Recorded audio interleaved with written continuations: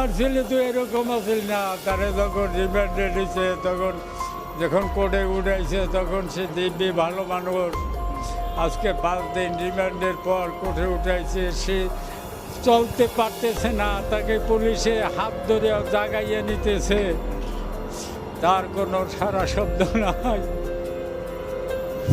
সে নিস্তব মুমূর্ষ অবস্থায় মরা মানুষের মতো তারে টানিয়ে নিয়ে আসছে পুলিশে। তো সাথী এরকম পাশে আমি বাবা বাবা করছি, তার কোনো খেয়াল নাই, দুনিয়ার কোনো খেয়াল নাই। সে তাকাইতে পারে না আমার দেখে, আমি বাপ নাকি, এই বোধ শক্তি তার শরীরে নাই। নির্যাতনের শেষ নাই যা দিছে, এতে একটা সুস্থ মানুষ এভাবে অসুস্থ হয় না। যে নির্যাতন করছে তার শরীরের কিছু, আল্লাহ যদি তার হায়াত দারাজ করে তাহলে সে বাঁচিয়ে থাকবে, তা নাহলে তার বাঁচার পথ আমি দেখি না। দর্শক, একজন বাবার আহাচারি দেখে বা বাবার একজন কান্না দেখে একজন সন্তানকে বাবার সামনে যেভাবে টেনে হিঁচড়ে নিয়ে যাচ্ছে তা দেখে বাবা যেইভাবে তার সন্তানকে বাঁচানোর জন্য বা যেইভাবে আকুতি বিনতি করছে, সেটা দেখার পরে যে কোনো প্রাণ কেঁদে উঠবে।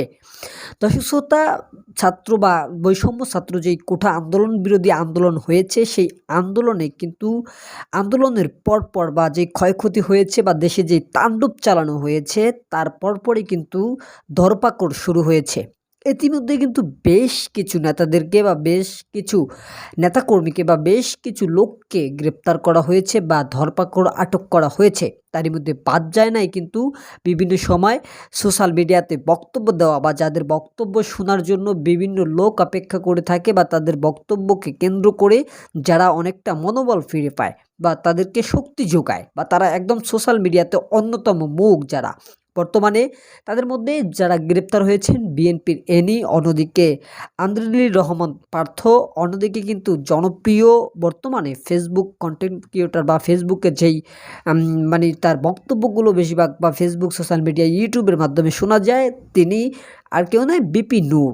বিপি নূরকে কিন্তু গ্রেপ্তার করা হয়েছে। অন্যদিকে বিভিন্ন এবার কিন্তু ধরপাকড় যারা হয়েছে তাদের মধ্যে বেশিরভাগ লোকই কিন্তু রিমান্ড দেওয়া হচ্ছে। বর্তমানে এই রিমান্ডকে কেন্দ্র করে কিন্তু আজকে সোশ্যাল মিডিয়াতে ইতিমধ্যেই একটি ভিডিও পাবলিশ করা হয়েছে, যেখানে দেখে যাচ্ছে যে বিপি নূর বিগত 5 দিন যাবৎ নাকি তাকে রিমান্ড দেওয়ার পরে শেষ পর্যন্ত সেই রিমান্ড খেয়ে বিপি নূরকে আবারও আদালতে উঠানো হচ্ছে, কিন্তু আদালতে উঠাইছে যে পুলিশ তার কাঁধে হাত রেখে তারপরে উঠাচ্ছে। এই নির্মম পরিহাস দেখে তার বাবা, আপনারা দেখলেন ভিডিও শুরুতে, তার বাবা কেঁদে কেঁদে যা বলতেছে।